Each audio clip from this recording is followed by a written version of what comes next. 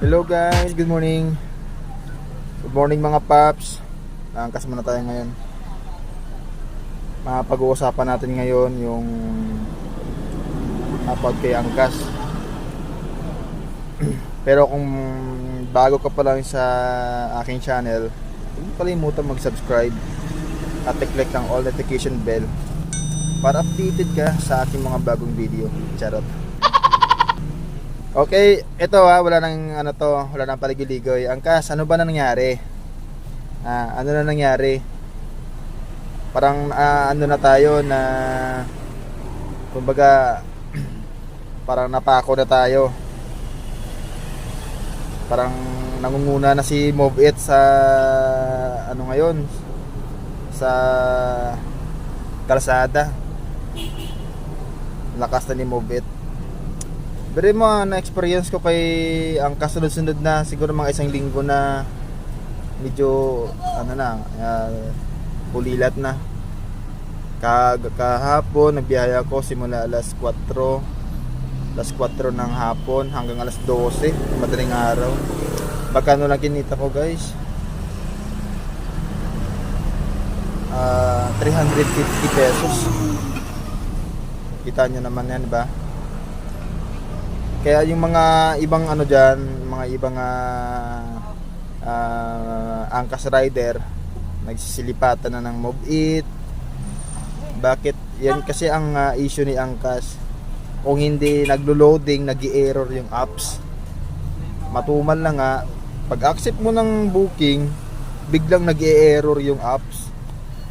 Tapos bibilangan ka. Pagkatapos ng bilang, magko-close yung o mag-offline yung account mo sa Angkas. Yan ang karamihan na issue sa apps ni Angkas. Kaya marami na rin na mga dati na si Alisa sa trabaho, bumabalik sa trabaho ngayon kasi kung aasa lang daw sa apps ni Angkas, maaasa lang sa kay Angkas, hindi na mabubuhay yung pamilya.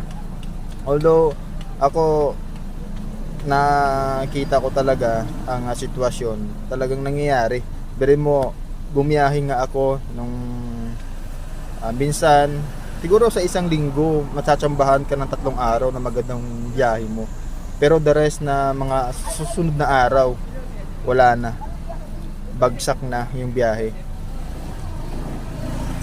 So dapat Angkas ang ko lang pagandahin naman sana.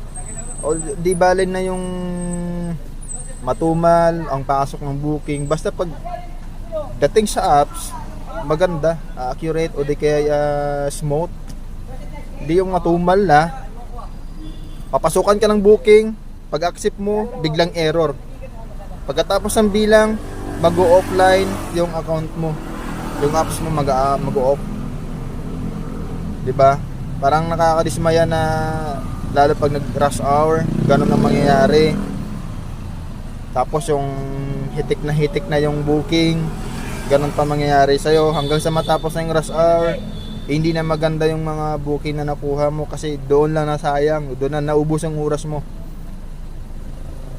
Yun lang ang ko sa Angkas. Ito, hindi pa ako nakakuha ng booking ngayon kasi natid ko pa yung asawa ko, natid ko pa yung anak ko sa eskwelahan. Kaya nag-umpisa rin ako ng biyahe minsan, hindi ko na nahatid. Nag-umpisa ako ng alas 4 madaling araw. Siguro pag sinagad ko buong araw na biyahe, tsamba na. Pag kumita ako ng 1.5, tsamba na yun. Pahirapan na nga 1,000 ngayon kumita sa buong isang araw pag sinagad mo. Totoo lang Angkas, pahirapan na. Ang dami nang nagsisilipat sa Move It. Kasi halos makikita mo, lalo na pagdating dyan sa BGC, laglag dyan si Angkas. Napakalakas dyan yung Move It. So sa mga nagbabalak na lilipat kay Move It, kasi ganito nga nangyayari, umihina na si Angkas, choice nyo yan guys, na lilipat kayo kung sa ibang company. Kasi tayo may mga kanya-kanya naman tayong buhay, may mga kanya-kanya tayong mga pangangailangan. Kaya choice nyo yan. Kung ano yung nagusto mo at anong talagang para sa'yo at nagustuhan mo na komportable ka, At sa palagay mo, sa tingin mo, doon ka makakaluwag, doon kumbaga, doon mo maibibigay ang mga pangailangan ng pamilya mo. So doon kayo. Yung nga sinasabi ko, 'di ba?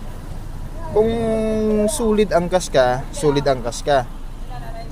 Pero kung lalabas ka na ng ibang company, mag-a-apply ka sa iba, so doon ka. 'Di ba? Solid, move it ka rin. Kung solid joyride ka, mag-solid joyride ka na din. Ayan lang. Kaya mahirap kasi ang pagsasabay-sabayin natin. Gaya niyan, may mga napapanood tayo sa mga ibang nagla-live, gumagawa ng YouTube account, iba gumagawa ng vlog na natatanggal sa company, 'di ba? Kasi nga sila din ang may kaagawan. May mga iba diyan na hindi pa na booking. May mga iba diyan na hindi pa napapansin ng company nila na double o triple yung account nila. So, diskarte na nila 'yan. Bahala na sila kung mahuli sila o hindi. Kung maka-encounter sila ng mga admin na pag-pick up, ganitong suot, iba yung suot. So, bahala na kayo magpaliwanag, guys. Basta, angkas lang ako. Thank you. Ingat kayo, guys. God bless.